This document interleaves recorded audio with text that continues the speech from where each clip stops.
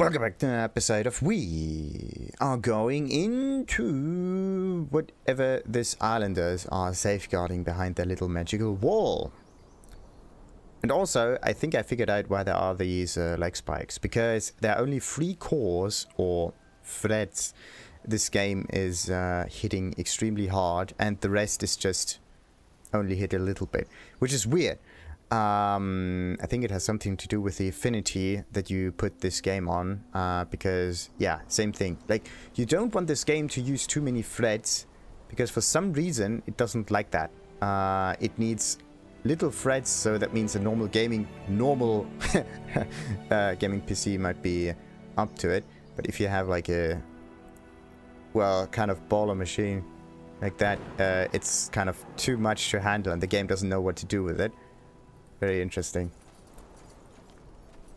It's like having an all-you-can-eat buffet, but then you just doesn't know what to take, so it decides to log or whatever. I don't know. It's just really strange. So, yeah, Island Tribe Villager. Yes. Let's talk to the guy. They are from the Forsaken Land, Yaku. Just as she read from the stars. By the name of the sun. Outsiders. Are they... I mean, do they speak our tongue? Yeah, why is it so important? But, well, there are those similarities, even. We do. And I bet we have as many questions as you have. I see. Gallus Danwaji, outsider. Thank you for saving this man. You have no idea what his death would have brought upon our village. It's also very interesting that they think about their language as, like, they have this Gallus Dunway, whatever, this kind of magical, or whatever, Hibernian language, old Hibernian language, and then they speak another language as well, so I don't know why they speak 2 languages. It's weird. I promised to take them to the Jaaras. Can you let us in? I believe so. Take them to the Jaaras, Mikhail. It was an honor, outsider. I think I skipped something by accident. Sorry about that. Uh-huh. Very interesting. So, follow the islander yet again. That means we're going to have a little look around here and talk to all of them. Tondea? Tondai.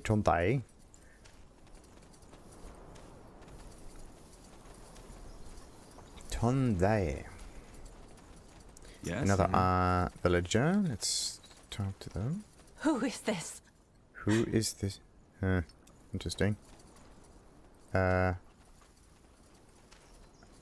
Okay. Interesting.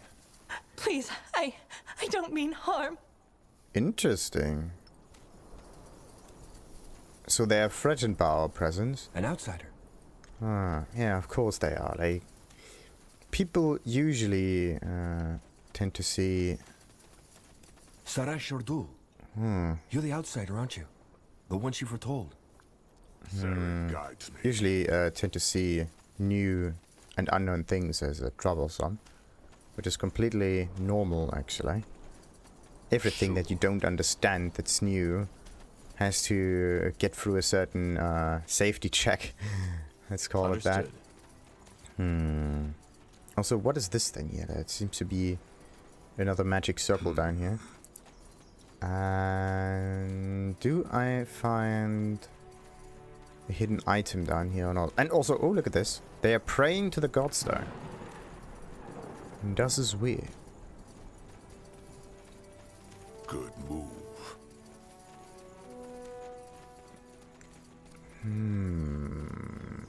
Leather tanning in the sun. That's neat.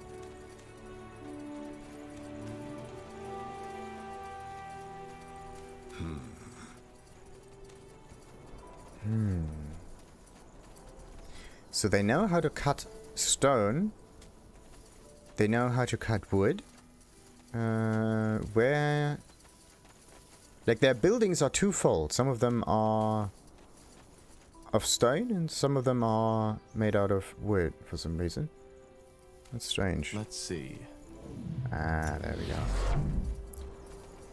Maybe if we trigger the Godstone like this, then we get a strange reaction from them. Alrighty. Sure. Is this Island Tribe Valis? No, wait a minute. What is a Valis? And this is Island Tribe Jaaras. Okay, so let's talk to the Valis first, before we do anything else. Tandai, you're the outsider, aren't you? Mm-hmm. Interesting. Okay, that's it. That way?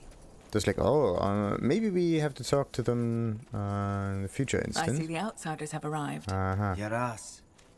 Yes, they have. Just as you predicted.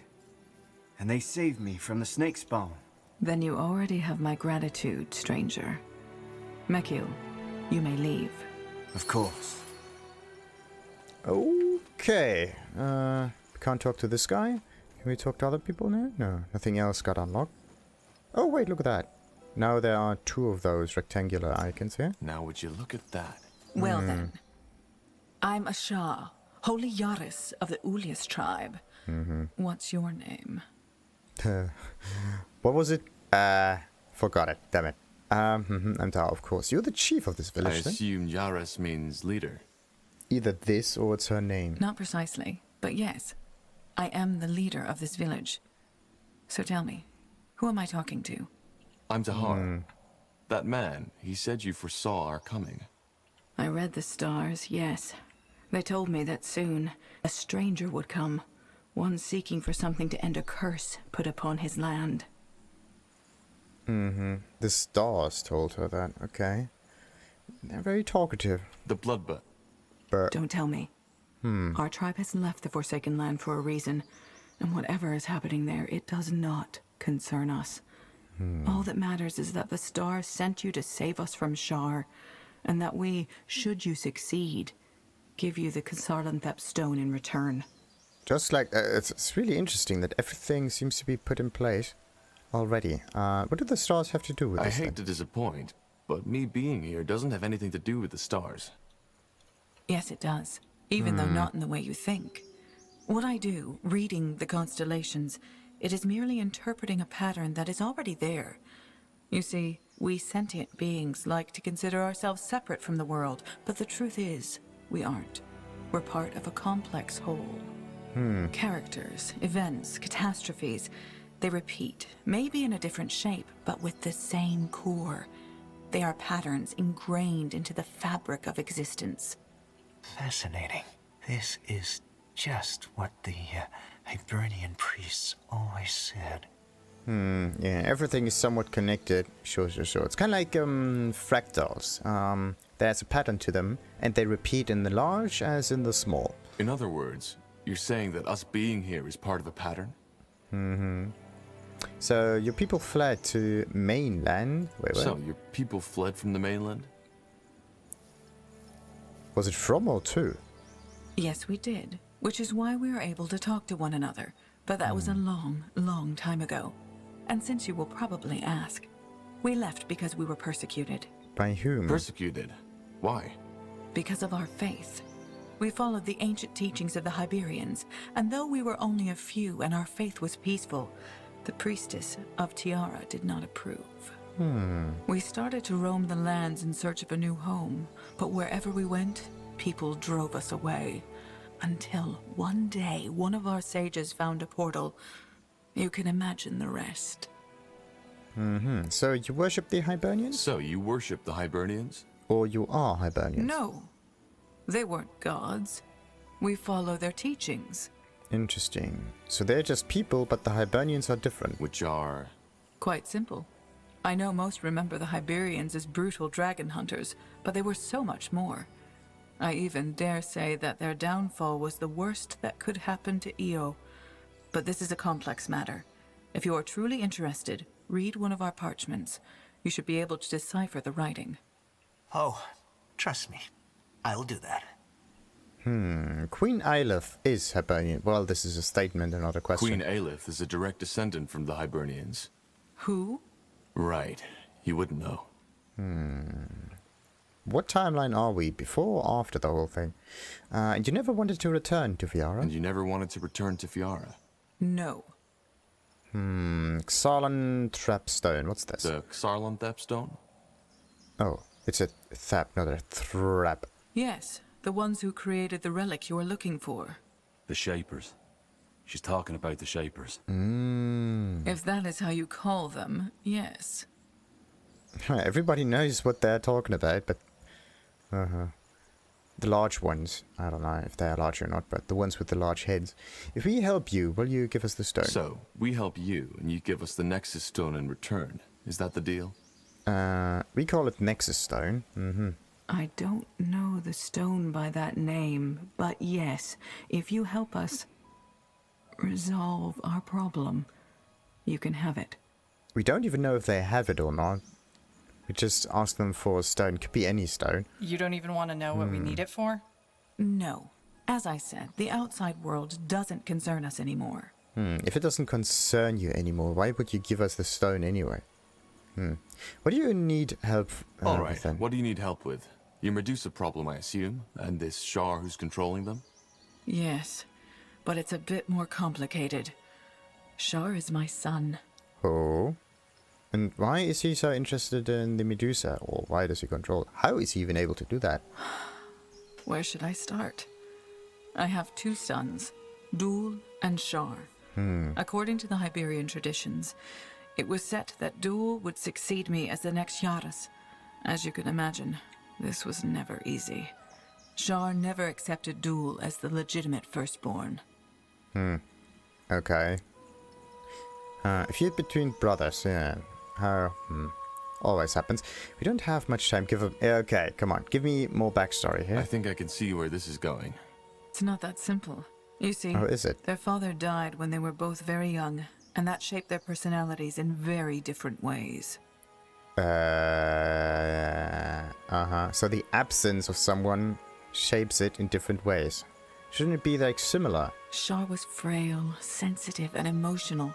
He was always sick, had horrible nightmares, and often talked about these voices he heard. Oh, another magical person. Very interesting. But also, this guy here, Ilbertus, able to hear some voices too. Strange, strange, strange. So, wait a minute. Let's interpret a little bit more into this. So the absence of a person that you could copy, in this case the father figure, or sometimes even the mother figure, makes people go into 2 different directions, or in this case, makes those 2 brothers develop 2 different ways. In this case, it probably means they develop in the way that they were actually supposed to develop, right? Because if you have something that you can copy, then of course their development would concentrate on that point. Interesting. So once you take away that point, then their development gets freed up and it goes all the directions. In this case, it goes into the snake direction. Okay, what kind of voices? He heard voices? Yes. Not only during the night, sometimes even in broad daylight. What did they say? All kinds of things. But nowadays, I simply think it was him having a too active imagination. Oh, really? What kind of nightmares did What he kind have of then? dreams did he have? Oh, so it's nightmares or dreams? Everything, really. A lot of it revolved around his father's death. And then he had this one about the sacrificed woman. Oh. The sacrificed woman? Yes. According to him, he always found himself in some temple-like room surrounded by strange, puppet-like creatures. He walked down a hallway until he stepped into a room where there was a woman lying on an altar. I talked to our shaman about this, but he said that it might simply be his fragile mind. Now I believe that it also had something to do with his magic. A lot of gifted children suffer from strange dreams like that one. Sounds more like he was able to see someone else's mind. What about Duel? And Dul, your firstborn. He was the exact opposite. He was strong, always healthy and good with people, but hardly ever showed emotion. It was almost as if he was destined to succeed me. Very, very interesting. In this case, it's a completely different way of looking at it. Like 2 parts of a whole. One looks to the left, the other one to the right.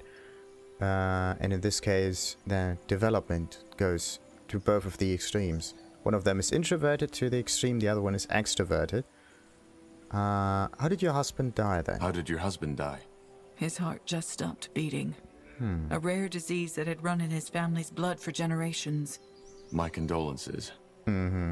So, what was their relationship towards another? What was their relationship?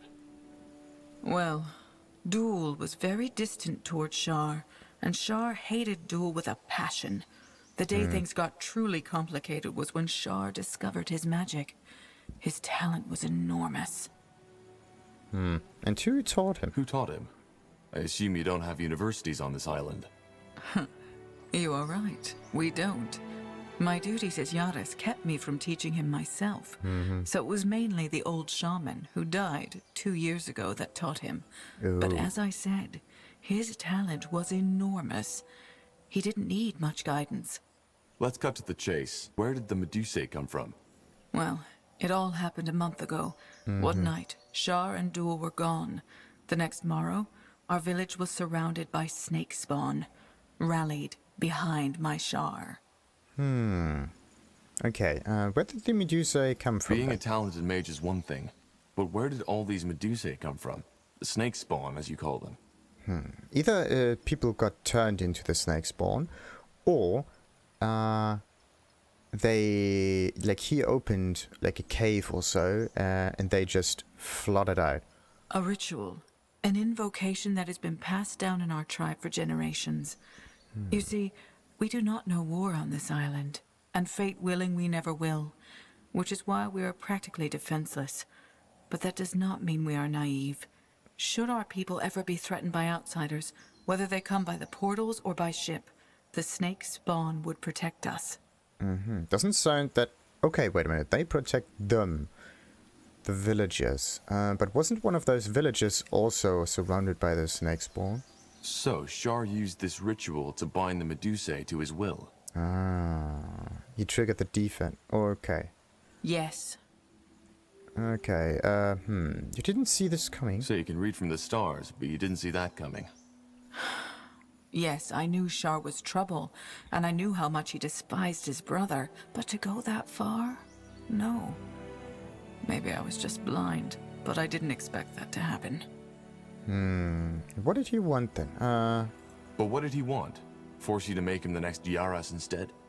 Worse. He said that since we are too blind to see, he would take matters in his own hands and enforce the trial of brothers. Oh, of course, there's, like, interesting. So there's a trial of brothers, and there's also the rule that the firstborn will be the next leader. So, what's going on here? Trial or no trial? Of course. I don't understand. In the Hibernian Empire, it actually wasn't custom for the firstborn child of the emperor to succeed him. Instead, their heirs had to compete in a ritualized duel, which mostly ended deadly for one of the parties. That way, or so the Hibernians figured, there would never be a weakling on the throne. Interesting. Very interesting. There's always a battle-hardened person. Means that whatever happens, you will never have peace. This is basically what keeps a warmongering society at a constant. Very similar to our tradition. That's interesting. That's brutal. But it makes sense in the way that it makes sense right now. It means that there's always someone willing to, well, be aggressive if need be, but it will never enforce, well, a peaceful behavior. That's basically it. Makes sense. I guess a ruler should be strong. No, actually there should be a third option. Is that how you see it? Well, then we disagree. A ruler should be strong, but not in that manner. As much as our people admired the Iberian faith, this wasn't a custom we ever adopted. Be that as it may, for the month, Shar's had his snake spawn abduct villagers to help him restore the ruin up north, so that it's worthy of hosting the trial. Once that is done, he wants to challenge his brother to a fight at the mountain altar. I know you've already freed some of our people from Shar's camp. I can't thank you enough for that. And it will help us with your final task. Bringing Shar to reason. That's an awful lot of work just to be the next Shar. I mean, come on, why? Why do you need me for this then? Why do you need me for this? You're his mother. Can't you just talk sense into him yourself? Believe me, I've tried. And to be honest, until the first death, I thought that this was another one of his tantrums. But when the first villager his snakes captured on that first morning tried to run, he simply ordered them to shoot an arrow right through his throat. And Shar promised that if we make any attempts to stop him, he will take this even further. You see, Tahar, we aren't fighters. Our magic is meant to protect, to heal, and our weapons are only meant for fish and deer. But these snake creatures, you saw how dangerous they are. Right now, there is nothing we can do. Even a fisher can be very dangerous. Can you also help us return to the mainland? If we do this, can you also help us return to the mainland? Yes, I believe I can. Our Valis, our village shaman, knows a lot about the ancient portals. You should talk to him after this conversation. Okay. How are we supposed to bring your son to reason? How am I supposed to make him see reason? If only I knew. Talk to him, convince him, make him realize what he has done. Just try not to hurt him, will you? Either way, you should talk to our Valis now.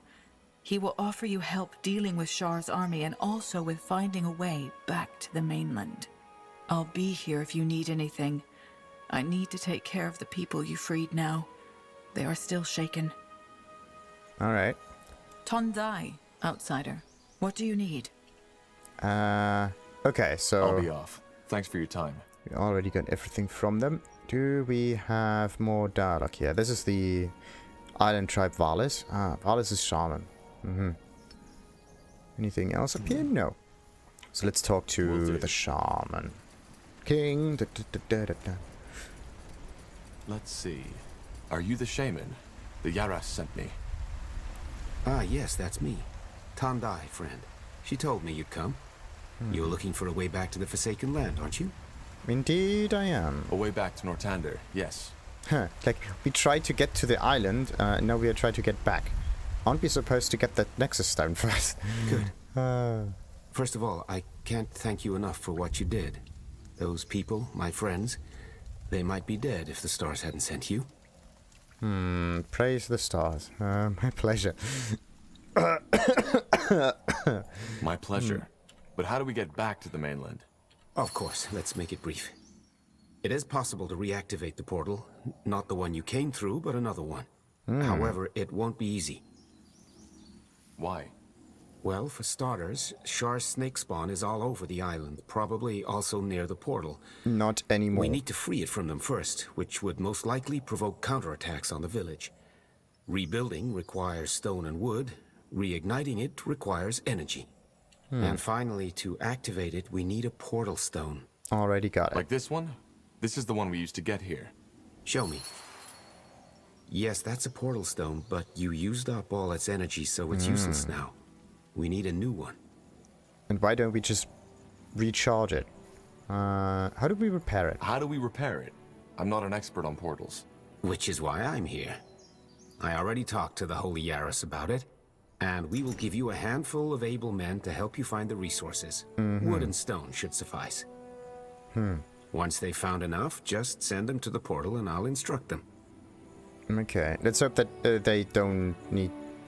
or they respawn if necessary and I don't need to safeguard them for all eternity. So, how do we reignite it? And how do we reignite it? We put a lighter to it, This is where the channeling altar comes in. Channeling altar. Similar to this channeling here. Yes. Briefly put, it transforms energy, transmutes it.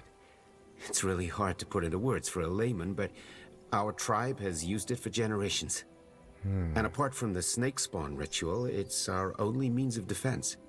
It's also what I use to maintain those barriers I've conjured around the village. Once the altar runs out of material to transmute, the barriers vanish. which is why we need to be vigilant that this doesn't happen. Sounds an awful lot like Shaper technology.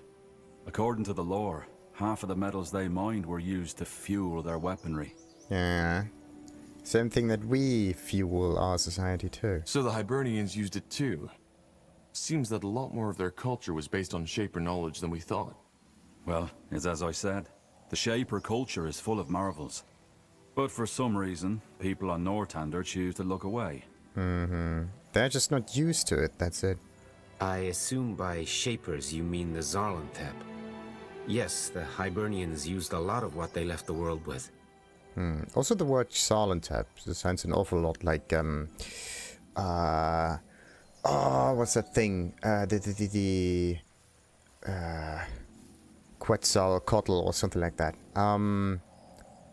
Like the Mayan name. Was it Mayan name or is it Aztec? Aztec name. And Aztec looking buildings look like, or at least this reminds me of these kind of buildings because of the color scheme of it. Like there's an awful lot of blue involved in there, and this strange kind of pyramid shape in it as well.